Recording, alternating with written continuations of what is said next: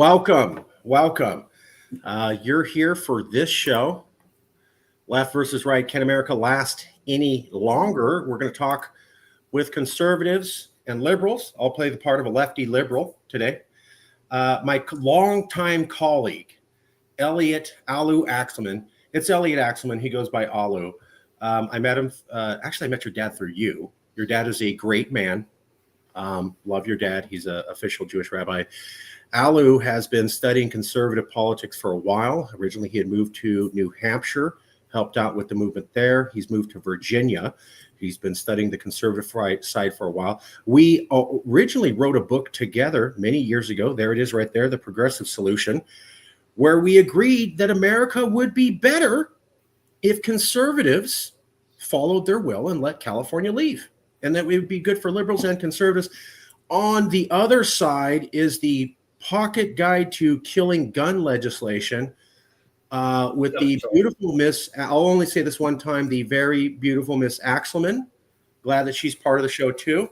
And best wishes to, she's having another bun in the oven. Is that right? That's correct. Yep. Doing February. Congratulations, man. Congratulations. Soon you'll have enough children to make your own militia. So keep at it. And she may not know that's the goal, but hey, you know. Anyways, yeah, that's the secret plan. Alu, introduce yourself and let them know your conservative credentials here before we start to debate on if America can survive any longer. And by the way, for everybody watching, this is really just going to be a review of the news in the last 10 days and how dramatically things have changed. So, Alu, who are you? Why do you believe in conservative, whatever you want to call it, politics? You're not a super lefty Californian. So how would you describe yourself? Yeah, I'm the polar opposite of you crazy lefties. I mean, thank you for having me on the show, but you guys are so crazy, Marcus, and just so different that we should get a divorce so that we can not devolve into the inevitable violence that it seems like the two sides are going towards. So I'm Alu Axelman. I've been in pro-liberty conservative politics, identifying more as a libertarian the last few years, last decade. And since like 2017, I've been active at a radio show, talk radio, podcast, videos. We're still doing a weekly podcast every single week, except for one, I believe, for the last like 275 episodes now. So it's like 5 years and something. And we have a website called libertyblock.com that I created along with Mark Stewart Greenstein when we were co-hosts on the radio in 2017. And that writing, the articles and podcasts have developed into the books that we see here. I have a few more in the background. Oh, I can move this progressive crap now. So some of the books in the background. And I ran for office. That's a story for another time. But as a hardcore pro-liberty anarchist conservative and won the primary and narrowly lost the general. That was for state rep in New Hampshire. And anyway, over the last 10 years in politics, following it closely, writing about it, commenting on it in podcasts, videos, writing articles, books, I've realized that we're all saying a lot of things. I mean, there's on the left, there's CNN, and there's Marcus, and there's the Democrat Party and media. On the right, there's Mark Levin. Shut up, you idiot. I love Abraham Lincoln, and he kept the Union together at all costs. Even if it's okay if he kills everyone, as long as the Union's still at least together. So, but on both sides, there are people saying the same things, red meat for the base, if you will, saying, you know, how we have to crush our opponents and rule over them. But I'll move the tissue box now. It served its purpose. But everyone's saying the same things and not doing anything, and both sides want to crush the other and dominate and win and force their values on the other. And that's what it's about. The right is saying free market economics, low taxes stimulates the economy. The left is saying we should maybe tax higher and have stricter regulations on business. And that way we can use the tax money and provide for people via what I would call socialism, redistribution of wealth kind of stuff and welfare. And we're never going to agree. And what I realized, because I'm very much like a solutions-based person, my whole career in medicine, emergency medicine, I'm about fixing people, identify the problem and fix them. I realized we can all fight forever, and I can beat up Marcus and we can fight nonstop forever, or we can agree to disagree. So I compare it to a couple that's fighting and more violent every day, and they keep fighting more violently and pulling out knives and guns, and they can keep fighting until one or both die. You know, that's cool, I guess. or they can be kind of mature at least and agree to disagree, separate somewhat amicably or peaceably without shooting each other and getting, killing their neighbors with collateral damage, in just a peaceful separation. So if you look at any couple, just two people or a larger group of people, or let's imagine there was one country with increasingly one set of laws for the whole country of 350 million very distinct individuals living in 50 distinct states with different cultures. If they're going to kill each other and they cannot get along under one set of rules, wouldn't it be better eventually if after 250 years they only become more and more fighting each other, more aggressive and hateful toward each other, to just peacefully separate? And Marcus and I have been working on this for years because we realized, from California, Cal-Exit, from the left, their left wing, even more so than the rest of the union. Texas is more conservative. New Hampshire is more libertarian. All three of them don't share values with the other states in the union because every state is distinct. We realized we should support peaceful separation. And that's what I love about the relationship with Marcus and me is we're so divided that we're united. We're divided through unity, or we're united through division, which is just so beautiful because we agree that what's best for everyone in every way is to separate peacefully. I'm not afraid Marcus and I are actually going to kill each other. No, but yeah. But like the right and left increasingly, and then we've been doing this for years, and then we see Charlie Kirk and the others, like literally where the left is killing them, and it's going to get, the left is killing the right, and there's so much of this. By the way, Marcus, I don't know if you know, X is popping off the last few days about my state of Virginia. Your boy Jay Jones is saying he wants to shoot the Speaker of the House in the head and murder him. So again, real quick, just for everybody there, violence is bad. Violence is wrong. Elliot and I both, or he would not have been allowed on this platform, do not support violence. However, what we're trying to do is provide a temperature check on the country at a moment, and it's pretty bad. So just wanted to put that caveat out there. Please continue. Yeah.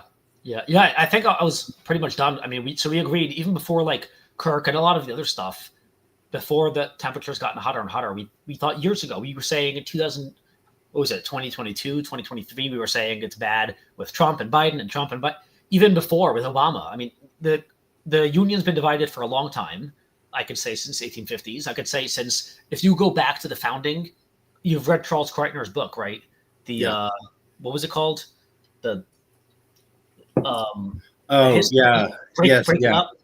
Kreitner. Yeah. Kreitner, Break It Up.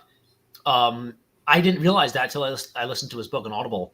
Ever since 1770, before even we had a union, 1770, there were legitimate threats of this union. They were threatening to kill each other and or secede and separate. So the union, the colonies, the Confederation, even that was tenuous and maybe almost didn't happen.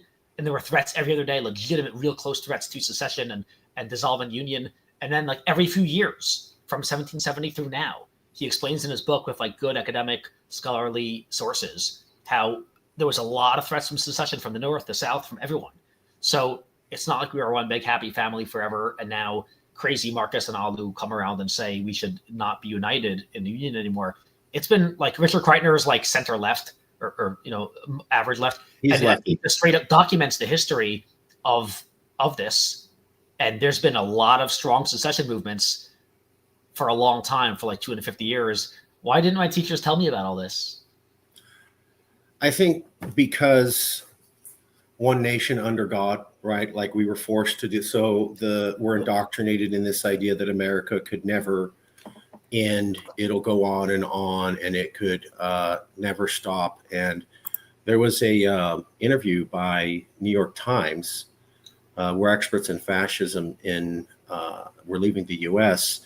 And what they mentioned was that, and that came out May 18th, my colleagues and friends, they were walking around and saying, we have checks and balances, so let's inhale. Checks and balances, exhale. And I thought, my God, we're like the people on the Titanic saying our ship can't sink. I love it. I love this. So and this is why I wanted to have Elliot on. I'm a lefty. I'm a liberal. I know this is more of that side, but I wanted people to know that there are liberals and there are conservatives who don't live near each other, don't share values, but share a concern about things getting worse and want to do something to prevent that. And I've known Elliot for years. And so I wanted to do a review episode with him because he definitively can back me up on things are worse than they've ever been. Is that fair? I mean, this country's more divided. You and I have been in this space for a couple years, at least 4 or 5 years together. I've been doing it for longer. You've been doing it for longer, but we've known each other 4 or 5 years. Would you say that definitively, in my opinion, in the last 10 years, in the last 10 days, things have jumped metrically from where they were the last couple of years? Is that? Yeah, of course. It keeps getting worse, and that's how things tend to go, like the physics law of entropy. But also, like with violence, it generally escalates until something happens that acts upon that force that changes direction. In general, again, look at a couple fighting. If a couple is beating each other and fighting and screaming, very often it'll escalate from screaming to hitting to more violence, and then someone leaves or someone dies. Same with military conflict. Unless some other outside force acts upon it, or somebody concedes or leaves or something, somebody clearly wins or loses the war, it keeps going and it gets more violent and escalates. So yeah, of course things have escalated in the last few years and months and weeks, and it's getting really, really bad. And you could just go online on social media and you'll see a lot on the right are getting sick of it and saying, Charlie was the one who was peaceful.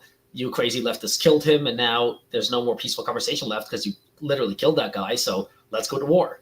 And that's really, really bad. And for those who are like above 30 and or have children, which I am, like war is not that good. It's like really, really, really bad. Even in like my toughest mind state of like, oh yeah, I'll crush the lefties. There's like so nothing good about it, because even if I can fantasize about like slinging my AR and stuff and defending my streets, I can't do that while holding my baby. Like I have a wife and a son, and like that's so. I think people who are more mature and or have kids, like they realize actual violence has to be avoided at all costs. It is like so the absolute last resort.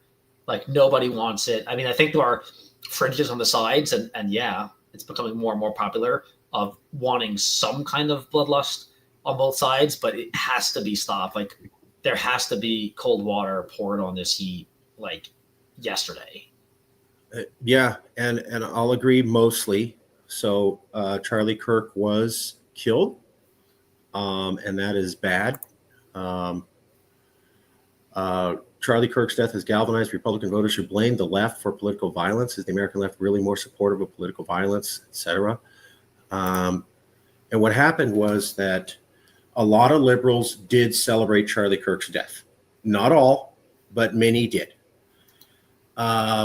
And then that seemed to infuriate the people on the right, who thought how and bad that is that this guy is killed, and we have to talk bad about it. But in liberals' defense, they kind of felt, well, the guy said some things that to us sound racist, sexist, and homophobic, and all we're really doing is replaying quotes from him. And now we're criticizing. Yeah. And for the liberal side, they view it as, hold on, I'm ordered to shut up and bow down and pray to a guy who I hate and think is a white supremacist. But on the right side, they view it as, you guys are making fun of this guy who died. So I'm not, either way, there's two sides, and they're just not coming together. And that's the point of today's show, was I wanted it to run by Alu, who's on the other side of this than me, that this discussion is everywhere. I saw this recently. That's 6 different podcasts, all about the last couple of days, late September, early October, all talking about America's extremely divided and it's getting worse. Divided states of America. We're heading to a civil war. America's too divided. Christian nationalism will end the U.S. Charlie Kirk may start a second civil war. They're not alone. Here's another article. Right before everything collapses, again, around August 25th, like I was saying, the last 10 days-ish. Here's another one I found interesting. It was an interview with Megyn Kelly, and then on the from Fox News. And then on the other side, here's an interview with Dr. Carr. He teaches at Howard. Both of them were saying, I'm not sure the country can survive. So Megyn Kelly's on Fox saying, we can't work with the left because they're crazy. So it's not going to work. And then Dr. Carr and his colleague were saying, should America survive? Here we go. Here's another one. MSNBC, how can Americans grow the divide? And here's this commentator on the left saying, do we have dark days, or are we getting out this? And right now it's pretty dark, and the whole Charlie Kirk thing is hold up a mirror to the nation. Another woman said we're more divided than ever.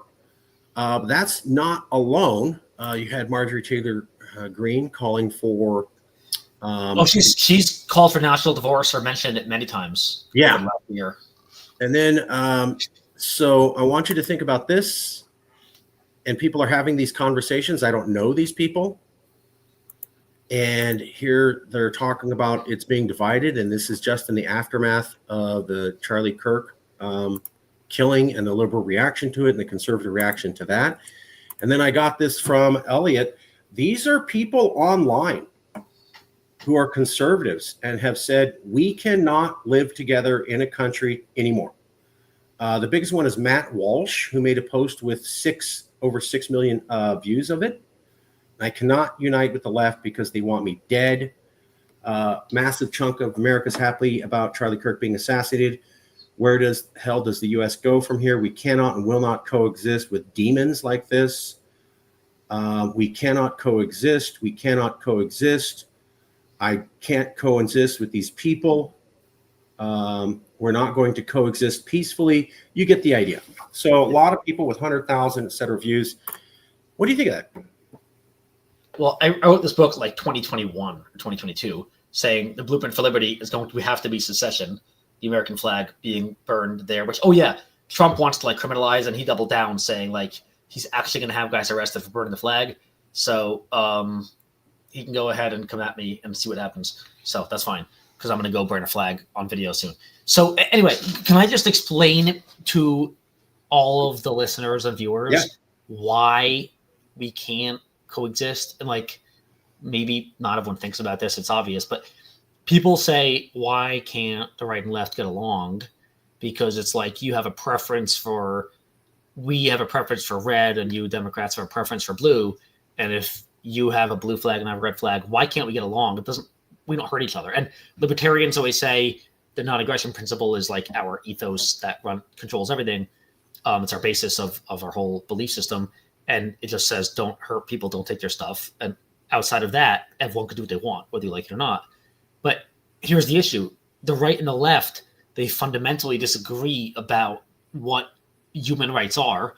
For instance, a lot of conservatives, even myself included, admittedly, would say if you kill babies before they are born, whether, especially after a heartbeat, so after 6 weeks of gestation, all the way through 9 months, if you take their life, you abort them, it's murder. You stand about to murder. It's essentially the same, indistinguishable from murdering a baby who's like a 1-month-old baby crying.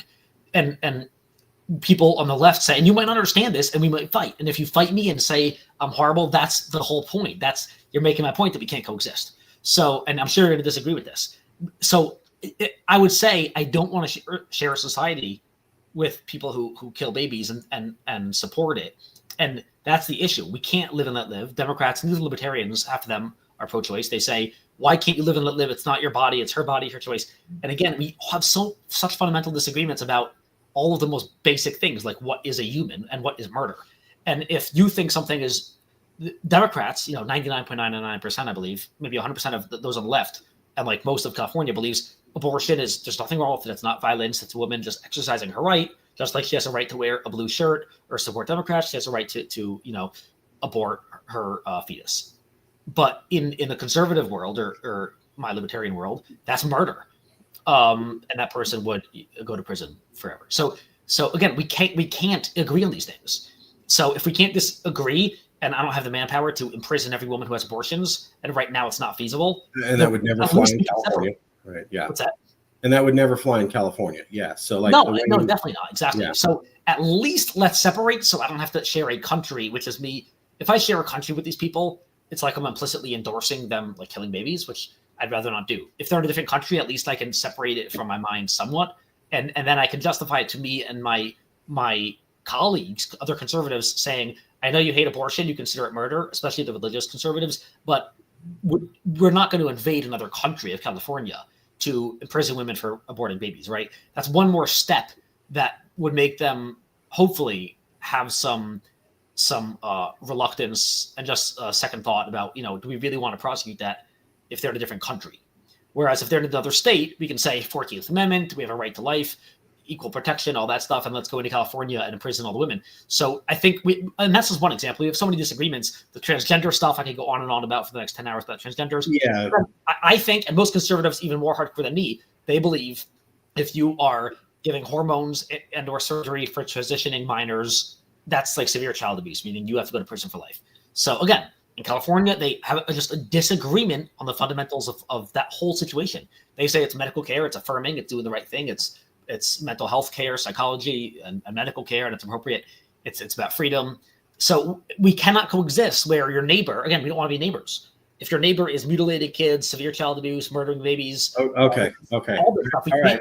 I just, because I have a liberal audience. Okay. Just for the liberal audience, we don't view that this way. I'm not trying to argue with them. No, you disagree with me, and that's my point. We disagree. We have to agree to disagree. And I don't want to do the standard disagreements. What I want to show is that we don't get along and that both of us are at least rational enough to recognize that the level of disagreement right now is only going to get worse, and we should do an amicable divorce because, frankly, I'm the only liberal that I know that talks to conservatives at all. And most liberals that I know would have, and I'm not criticizing you. I don't agree with what you're saying, but I'm not criticizing you. A lot of liberals wouldn't have lasted 30 seconds with you. They would have just left. And so that's what I can't understand. But why? So I know, and I agree. The other leftists that you talk to in your circles in California, you said they couldn't even listen to someone like me for even a few seconds, which I agree with. They would tell me to shut up. It would have been a shouting match. Yeah, but here's what I really don't understand. Why do they not realize we need to separate? Do they think they're going to dominate me and crush me and win? Yeah, that's what's sad. They really think they're going to crush. Again, either they can successfully crush all of Texas and Florida, and it's a lot of people, or they're going to lose. And even if they crush them, they want to subjugate them and make them slaves. They wouldn't call it slavery. They would say that there are laws force them to live your way. Yeah. Better for people in your thing, and you don't know that, and we'll force it on you. Whenever you see liberals talk about how Trump didn't win the majority vote, or he didn't really win the majority vote, or a lot of people got duped and they wouldn't vote for him, that's liberals saying the majority of the country belongs to us, and one more election will win and then force our policies on you. There's very little liberal acceptance of, I would say almost none, that the policies that they push on the conservatives is what causes the division. They don't get that. They just think, you're wrong. Some liberals are starting to get that it's dangerous for us and we should get out.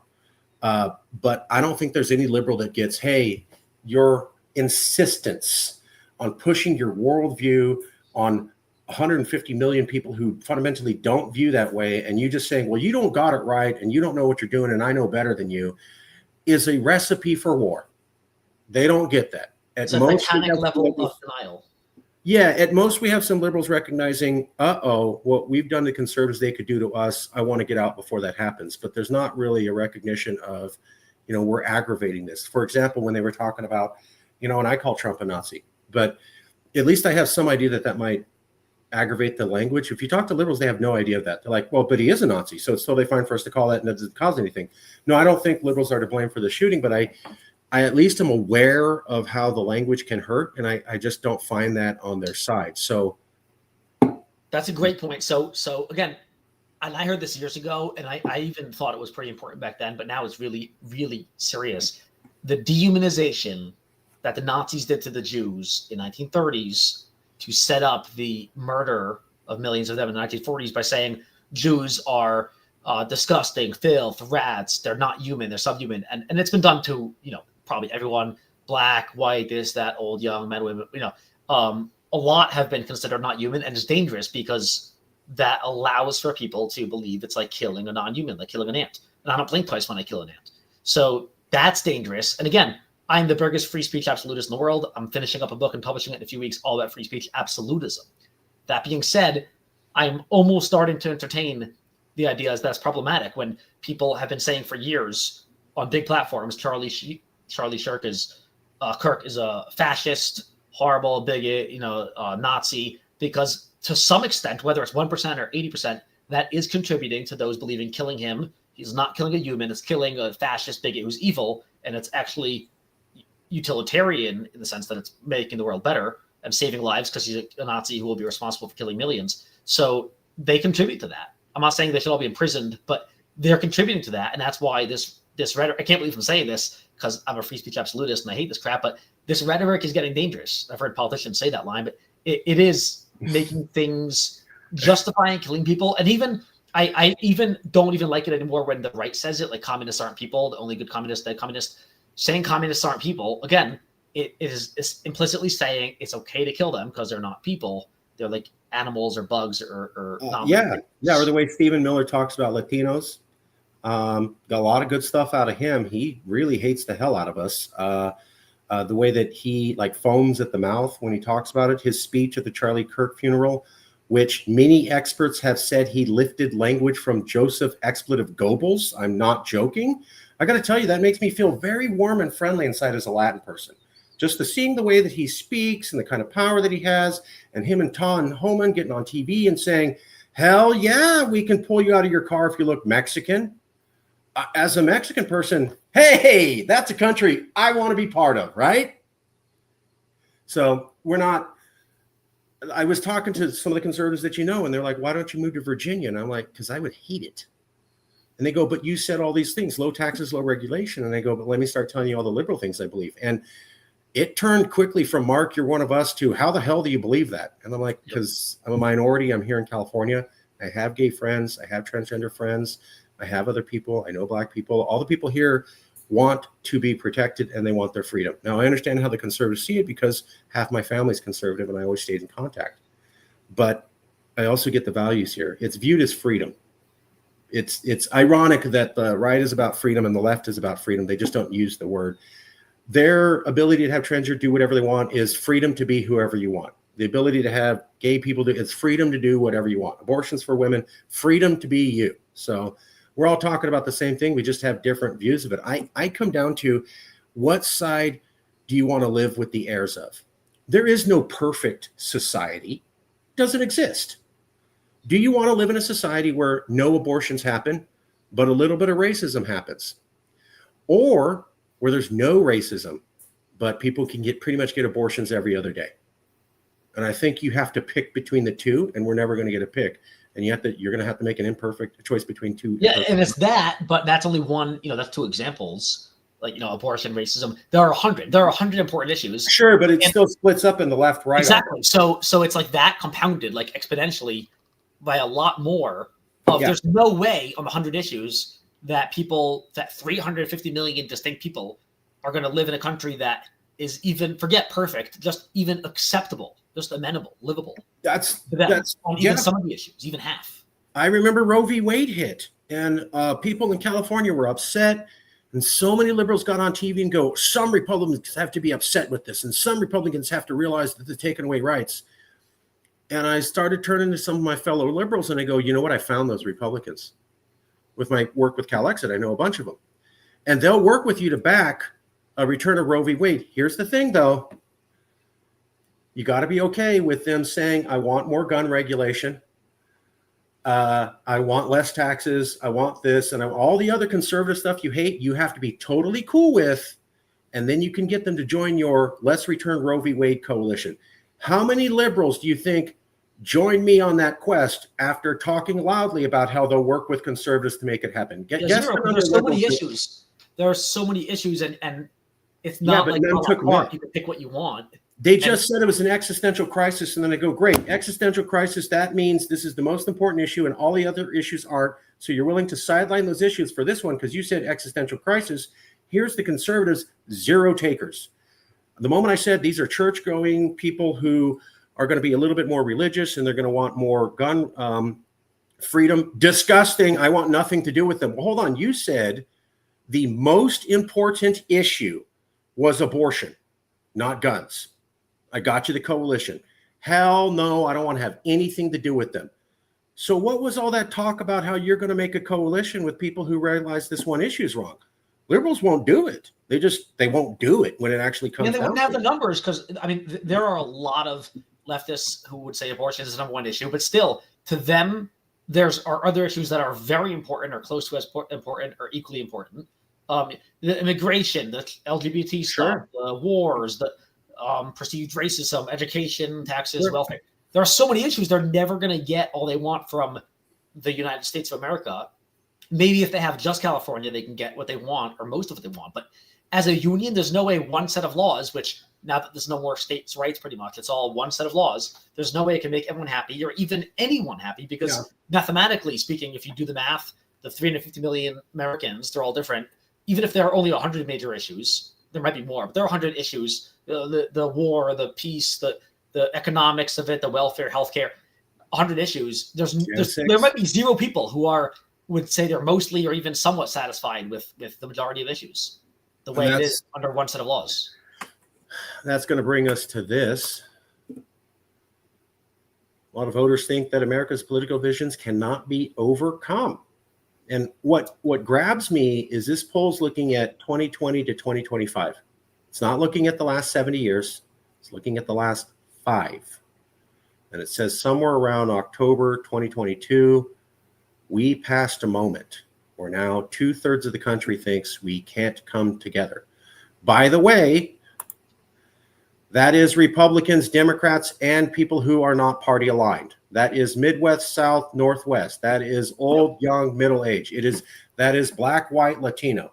So everybody, whatever category, is at the 2/3 of us think it can't be broken up. If you want to look at, and then it gets even higher, like African Americans, it's like 80%. So everybody thinks this. And then if you open up the byline, it's this poll. Can I just say something? Yeah. That was 64 to 33. People might realize, if your listeners are great at math, that's close to 2/3 versus a third. But sorry. Those who know politics know that 64 to 33 is such a big distinction. It's such a big difference that you pretty much never see it ever in politics. For instance, civics.com does like awesome randomized scientific polls that are like ongoing, dynamic throughout like 5, 6, 7 years. They keep going forever of like a representative portion, but like millions or hundreds of thousands of people. And they have found nothing, no issue, cannabis, war, economics, guns, nothing. That has 60% support on either side. They're all 50-50 or close, except for cannabis. Cannabis, I think, is the only one that's like 80-20 or 90-10. So national divorce and cannabis, the only things Americans can agree on. Yeah, but other than that, the other 30, 40, 50 big issues they measure are all like 50-50, 49-49. If you go to civics.com, I'll try to load it up here.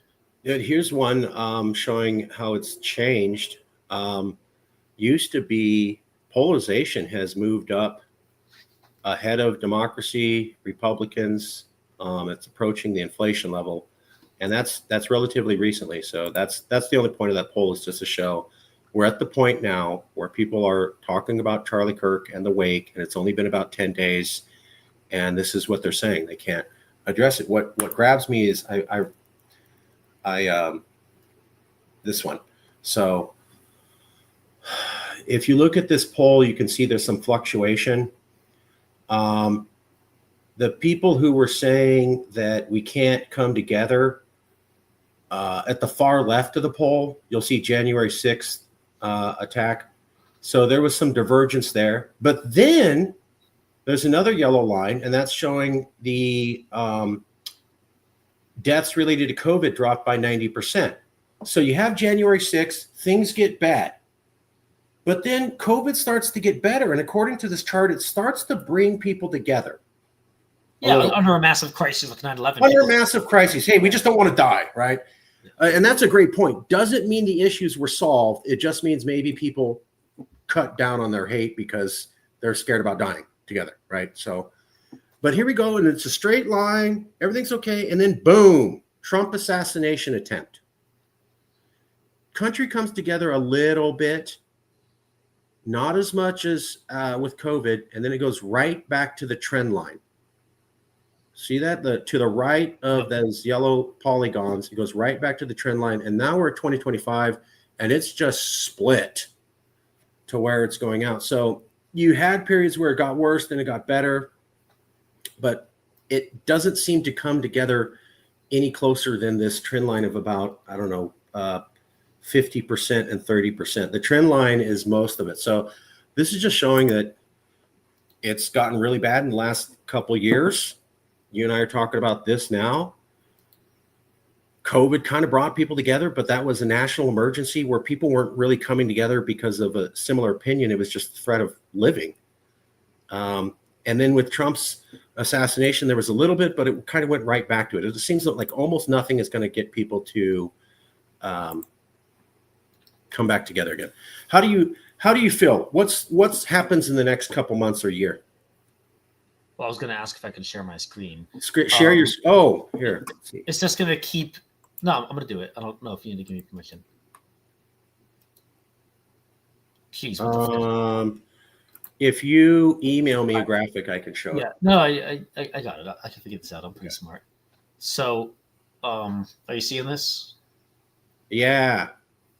Well, let's look at every issue. Literally, civics.com is massive. It has tons of issues. They go over all the biggest issues. Sure. Let's literally look at all of them and see if there's any consensus. Is Trump handling his job as president well, good or bad? No. 50-40, not that close. Most disapprove. So of the president who represents the United States, the more disapprove than approve, 54-42. But they're not together, right? Just looking at this, that's not a unified opinion. Exactly. How is the national economy right now? Totally divided in many ways. 31% say fairly good, 31% say fairly bad, 28% say very bad. So again, very much split. In fact, in a lot of ways, it's worse.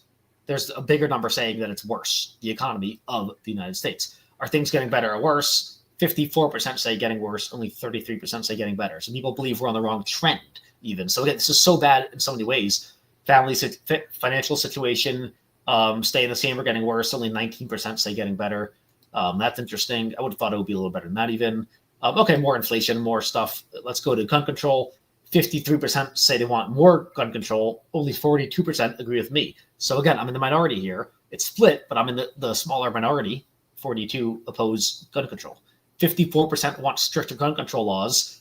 42 oppose it, but how many want less gun control laws? It doesn't measure it, maybe 0. I'm in the tiny minority. Again, I can't live in the United States. I'm in the minority. Should we be using the Electoral College or popular vote? Wow. Again, conservatives should see this. Conservatives everyone believes in, the Electoral College. Nope. 52% believe in a total national popular vote, and only 42% support the Electoral College system, which is the way our country has elected a president forever. So again, even the way to elect a president, we don't agree on. In fact, we are split, but the majority actually believe it's the wrong way to even vote. We cannot agree on the most fundamental things. Immigrants here illegally, should they get a path to citizenship? 49% say yes, give them a path to citizenship. 43% say deport them. Pretty split. Is Russia an ally or a foe? Wow. 76% say a foe. 9% say an ally. Very interesting. Big divide. Yeah.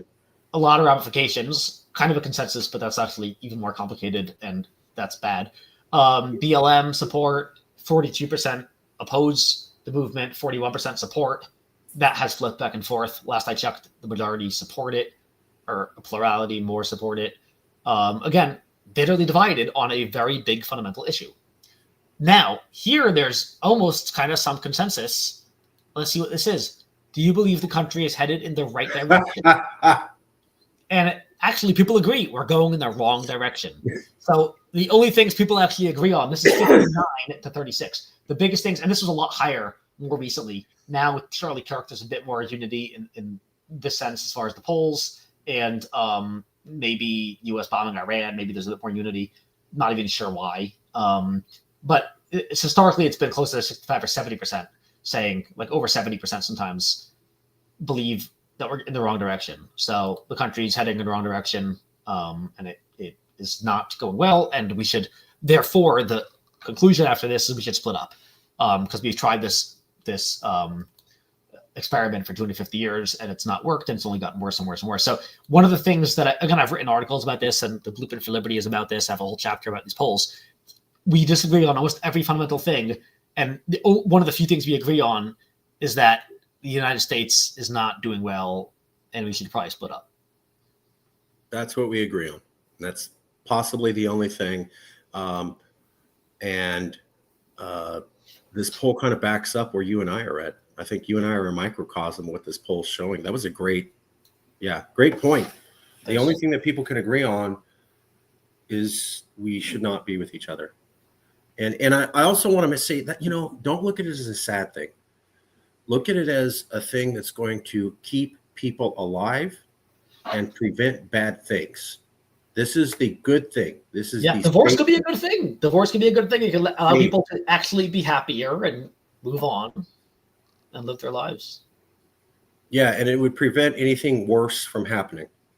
That's the big thing. I want to be clear on that. I want to prevent bad things from happening any further, and I think that it will if we don't do something to reset. So we're winding down. Do you have any other slides you wanted to show? I mean, there are tons. There are so many on. I'll go back to the screen. There are so many on civics, and again, these are things that you can't just ignore. Do you want your environment protected? That's a big issue. Again, to at least you crazy leftists. For me, I want clean air and water, but like I'm not. I don't want the EPA controlling. And we love it here. Strictly. Yeah. So again, it affects everyone. The environment naturally affects everyone. The water, and there are some serious issues for sure, not to downplay it, about the water sources if they're contaminated. Flint's got issues, and there was the concerns about the pipelines in Dakota, about pipelines, oil and other stuff getting into the water. So there are legitimate concerns, but the EPA shouldn't exist. It's unconstitutional, and I don't want any environmental regulations on my business. If I run a business, I shouldn't have to spend millions on environmental impact studies and lawyers and OSHA compliance officers. But again, just looking at this, 56% of people say the government should have stricter laws and regulations protecting the environment. And keep in mind, the United States already has thousands or millions of pages of code of environmental regulations and laws. And 56% say they want even stricter, 34% say no, 9% are unsure. So that's another issue where they're split on, but also in the environment, gun control. The left believes that people are being killed by guns as an epidemic. You can't ignore it if you want stricter gun control, and that's a belief. I can try to convince you, and I wrote that book to try to convince you, but if leftists won't read the book or be convinced, at some point I got to give up and say, if you believe that guns are a huge issue, it's an epidemic, we can't agree to disagree on that one. We have to separate, and California can be its own country, and you guys can have borders that keep out guns, and that's fine, and you can live your way, and I can live my way, and that's fine. At some point, we have to agree to disagree. So there are so many of these polls raising taxes on wealthy, 60% support it, 29% oppose it. So if you're wealthy, you're in a small minority, less than a third. So you should, if you're wealthy and you don't want higher taxes on you, you can't agree with the rest of the union. Medicare for all, 52% support, 39% oppose. There are so many of these. I mean, it's everything, race relations, income inequality, foreign policy. If you look at all of this, impeachment, job guarantee, border wall with Mexico, I bet they're all split roughly 50-50. Guarantee a job.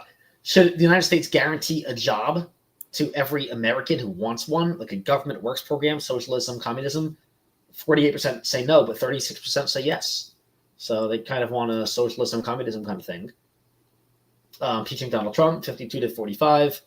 These things are split. And again, we all know this because Democrats and Republicans, popular vote and Congress and Senate, they're all always split every 2 years, pretty much 50-50, right? The Senate or House is 51% one direction, 49% the other, then they swing. The overall total popular vote for president is always almost the exact same, very, very close within a few votes as far as popular vote. So we're split 50-50, and we keep trying to overcome each other and dominate the other. And again, going back to the couple, and again, libertarians, I think, are naturally inclined to understand this divorce well, because we really place, not to shit on everyone else, but libertarians believe consent is like the absolute highest value. And that's why freedom of association and everything, the non-aggression principle.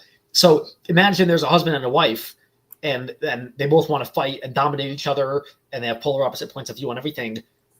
They can keep fighting, and one might want to dominate the other and force them to live in chains under their set of values, saying, honey, I know what's best for you. You're dumb. I'm smart. I know what's best for you. You don't know what's good for you.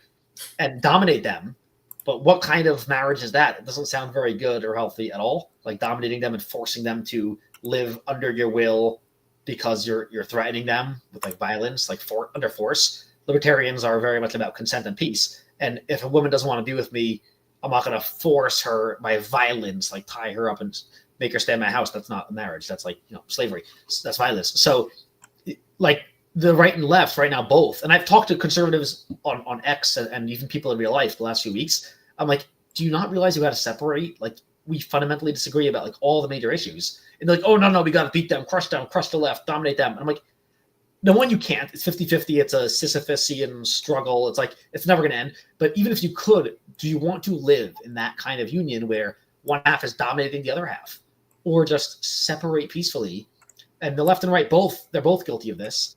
They just want to crush each other and dominate. And that's, even if successful, which it'll never be, even successful, that's not good. And you're not going to be happy. And even at the best case scenario, you'll build resentment like crazy until something blows up again. And then it'll be even worse. That's where I'm at too. So I guess bring me the leftists, and I'll try to bring you more conservatives. Like, bring me those who say that they don't agree with separation and why. Like, I would talk to them. I'll talk to anyone. I defeat them on my own. We spend time just telling those people they're wrong and walking them through. But yeah, I'll see if I can find some. But we debate those people because we're like, you must not know how bad this is and where this is going. And I find out usually people aren't aware of how bad it is. A lot of times when I debate people, you're like, they go, well, that's extreme. And I go, well, what about this? What? What about this? What about this poll? What about that event? What about this action? What about that? And they have no idea. And then when I'm done, they're like, oh God, it's worse than I thought. And it comes back to, I think it's that woman who was saying, we're all passengers on the Titanic. They just can't see it. They're not paying attention. They don't want to hear it. And it's easier to just say, oh, come on, relax. It'll never happen. And then appear like you're smart. I just saw some other debate with the guy who goes, are we approaching national divorce? And he goes, no, it'll never happen. And he just kind of poo-pooed it. And it was really this is America. Come on. It wasn't really an argument on why it can't happen. It was more just, you're silly for suggesting this. I mean, I agree. Ignorance is a huge issue. And I know that because a lot of reasons, but because people say, but Alu, it says one nation under God. And I'm like, dude, that's a Pledge of Allegiance. That's not the Constitution. It's not the Bible. That's like a pledge song kind of reciting phrase made by some leftist socialist only a few decades ago. Yeah. Like, the founders never said one nation under God, indivisible.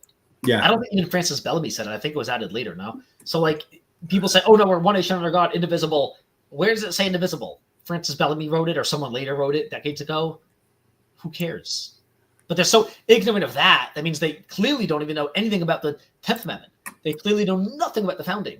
I mean, man on the street interviews ask people, the majority might not even know that the Union, the states seceded from Britain in the 1770s. They might think it was 1800s, 1900s. I've heard 1400s. People, they really are very ignorant. I'm not to say that in a critical way. It's just they're not familiar with the situation. They probably know more about engineering because that's their job, but they don't know about the situation going on. They're very ignorant, and we have to educate them. To the degree that we can. But then there's always the question of, do people want to listen? Do they want to learn? Do they want to hear it? Force them with violence. Force them to listen. Scalia sounds. Scalia. My guy.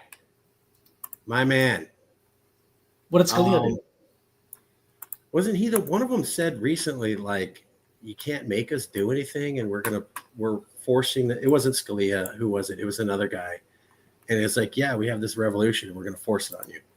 And he was a Supreme Court justice. I'm drawing a blank now, but I'll find it. Anyways, it's so it is what it is. Okay, winding down, last minute comments. I'm going to go on X and raise some more hell. Educate the masses about secession. Okay. It ain't much, but it's honest work. Well, I really wanted you to come on. We both knew each other. We've both been following this for years, and I wanted to kind of review some of the stuff and show people who watch this video. There are two people literally on opposite sides of the country, literally opposite sides of politics, but who don't want people to get harmed. And both of us are saying, I see this. I see this getting worse. I see how things have ticked up recently. I see how we're getting closer to division. And that's really what I wanted to do show, was so that I could show people, like, it's not just liberals. There's people on the other side of the spectrum who see what we're seeing and going, in the last couple, this Charlie Kirk thing has not brought the country together. It's only brought it apart.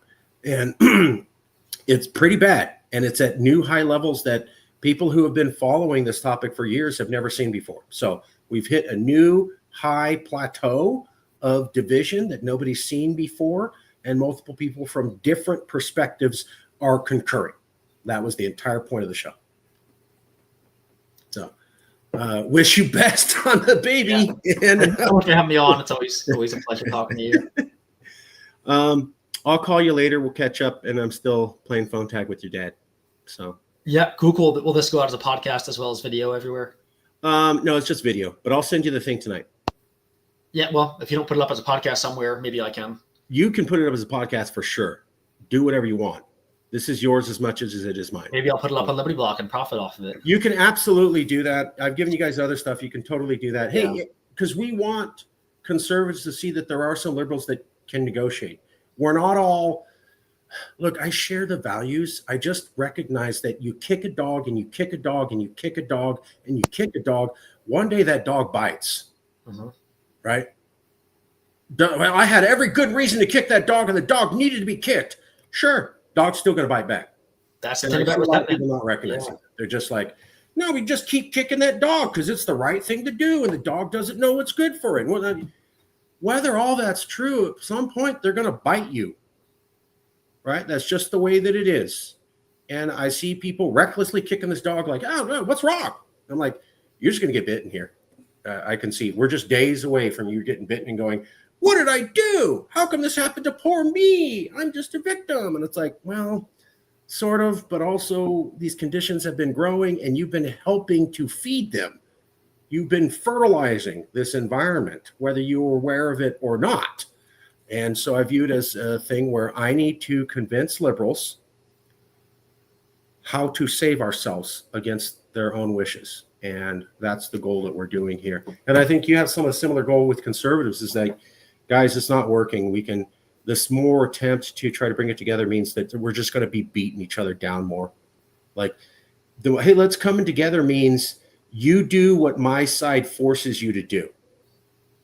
That's not coming together. And I think red state secession, that's like pretty much what he goes by. And it's a whole site and a whole movement now with Greater Idaho and Virginia, Illinois, Indiana. One of the things he highlights a lot, and he does like incredible math and everything and research on this. Like, but then he'll say, like, with Greater Idaho, it's a movement to move the border of Oregon inland by like half, so that the conservative counties in Oregon become part of Idaho. And he sells it to them in a brilliant way, saying, "Hey, conservatives in Eastern Oregon who are run by the leftist Eugene, Portland, whatever area of radical leftists, wouldn't you love to live in a state that's 85% conservative?" Like, oh my gosh, then they perk up. Hey, leftists in Oregon, right now you have 60% of the vote. Wouldn't you love to live in a state that's like 95% Democrat? Oh my God, that sounds amazing. So I think maybe that's the way we should turn toward, like, that strategy of just ask Californians, forget everything else, make it very simple. Whenever you meet the Californian tomorrow, say, wouldn't you like to live in a country that's 90% leftist? And see what they say. Like, if they say yes, then there's no opening to talk to them. They will, but Californians they want all of California. That's the way. No, they can have it all. They want Once they secede, the 20, 30, 40% of conservatives in California, most of them will move out. Maybe. But I think it'll be a lot more, put it this way, California's a lot more leftist than the union as a whole. So Yeah. Splitting the states has some ability there. But even if you split the states and form a new conservative super liberal state, you're still back in the same situation you and I are meeting about today. You would still be in this union that's collapsing. So short of full secession. I mean secession. I mean, sell secession to them, Cal exit, as California will be your country, and your country will be like at least 60, 70% Democrat. Yeah. As opposed to 50%. Well, yeah, as we sell it, it's all the things that Trump does can't happen anymore. So if we're worried he's going to pass this law or take that away or take away this right or do that, like half the stuff is stuff he says, and then the other half or 2/3 is he could possibly do this, or the courts may let him. All that threat wipes out. You don't have to worry about anything. That's what we're worried about, is losing our rights as we understand them. That's gone with independence. It can never be threatened again. You never have to face this fear again. And as we point out, you've had to face it 3 elections in a row. So you thought this was a fluke. You're now on your 3rd election wondering if all the rights you care about are going to be taken away, at least from the liberal perspective. Doesn't that seem dumb to keep yourself in that situation? It seems like, hey, if I go back to my old neighborhood, I could get shot. Well, let me go once, twice, 3 times. Hey, let's go a 4th time. You are asking for bad things. And Trump is like actually a loose cannon. Even the right agrees with that. So who knows what? Like, you really don't know what he's going to do. Yeah, and just troops and cities and yeah. Stephen Miller. Okay, we'll end it there, bro. I'll send you a copy. Thanks for coming out. Yeah, thanks so much, man. All right, I'll talk to you guys soon. It was a pleasure. It was fun. All right, bye.